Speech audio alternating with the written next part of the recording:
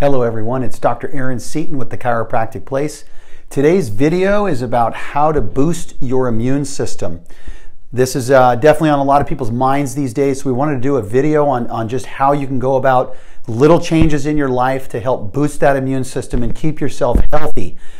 First thing, we got to talk about things in the diet. A lot of the times, people are eating too many carbohydrates, they're eating a lot of processed foods, they're not getting the nutrition their body needs for their immune system to perform at its top level. So just basic recommendations I always make with patients is try to bring your carbohydrates down, especially processed carbohydrates, chips, tortillas, all these things that are made with white flour, white sugar. You got to do your best to get that out of the diet or at least minimize it, and then increase your vegetable intake. Lots of fiber, a lot of minerals are found in vegetables, so this is a very important shift that you can make. Another thing you can do is really focus on eating really healthy meats like wild salmon, grass-fed beef, organic chicken. These things will help give you the protein that your body needs. Your immune cells are made with protein, they're made with fats, so you need to have adequate supplies of that around. So just doing a few shifts in that diet. Usually it's best with people just start with one or two things that you can do. Maybe it's, hey, at nighttime I'm not going to have a lot of carbs with my dinner. That is a really good thing and will actually help down here with number 4, sleep. But start with just some basic things. Maybe it is that where, hey, at night I'm not eating a lot of carbohydrates. That way I can just focus on the healthy meats, maybe a big salad and some veggies with my dinner, and start making some changes that you can implement. Remember, you don't have to do everything all at once, but that is just taking one or two things to start with to make some shifts in your diet can really improve your immune function. Number 2 is exercise.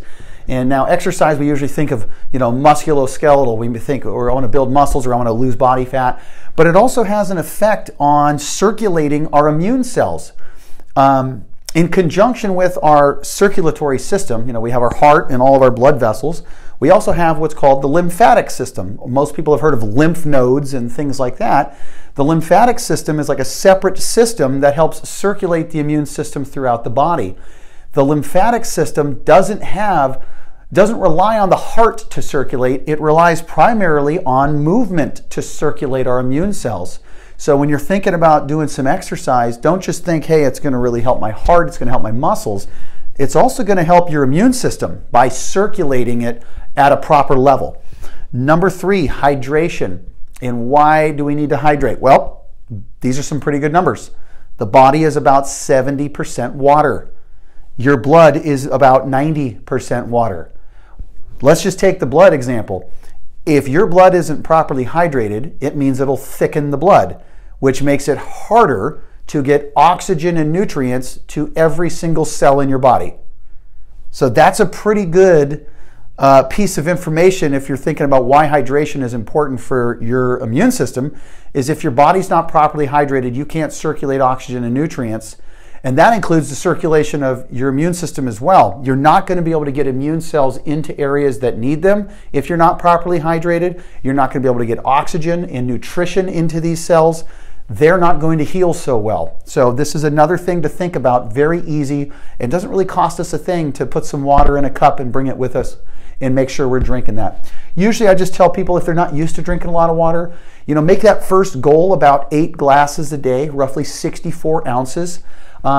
Any improvement is better than no improvement, to be honest, but we'd love for you to, over time, even get it up above 64 ounces. But if you're used to drinking very little water, just set, hey, I'm used to drinking, maybe you only drink 20 ounces of water a day. Well, if you go to 32 ounces a day, that's a significant improvement based on where you're at. So just make, again, like we were doing up here, 1 or 2 changes there, maybe a small goal that you're going to be able to achieve, and then from there you can kind of build on that. So hydration, very important for immune health. Number 4 is sleep. Sleep, this is when we run a lot of our repair with our immune system. Our immune system loves to work when we're asleep because the immune system is actually very expensive to run. And what I mean by that is, think about the last time you were sick and you were kind of knocked down. A lot of the times you're exhausted is because your immune system is using all of your calories.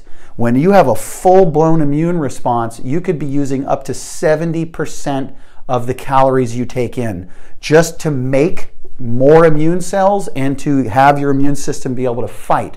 So it's very expensive to run. So when you're sleeping at night, we have the immune system usually doing a lot of work on things in the body. So getting adequate sleep is very important.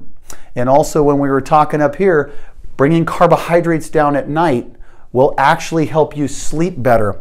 People who tend to wake up in the middle of the night, they fall asleep okay, but then they wake up. It's usually because they're having a low blood sugar incident because they had too many carbohydrates with their night meal.